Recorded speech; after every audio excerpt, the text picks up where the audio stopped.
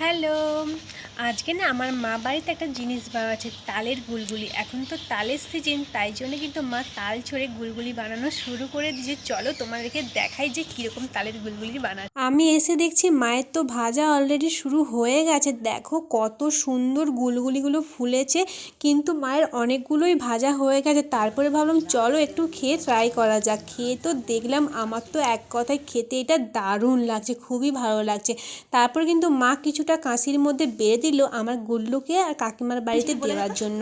কি আনছি আমি? চালের বেলা না, আবার গুলগুলি আনছি। গুলগুলি বল আগে, বল বল। দাঁড়াও না, কি বলছি আমি তোমার জন্য কি আনছি বলে দাও তো। গুলগুলি ভালো লাগছে খেতে? হ্যাঁ, চলো আসো, চলে আসো। আচ্ছা আচ্ছা, তোমাদের পাখি দেখাবে না আমাকে? আচ্ছা, হচ্ছে পাখির ঘর। এই দেখো, এই দেখো টিয়া পাখি আছে। উপরে আছে।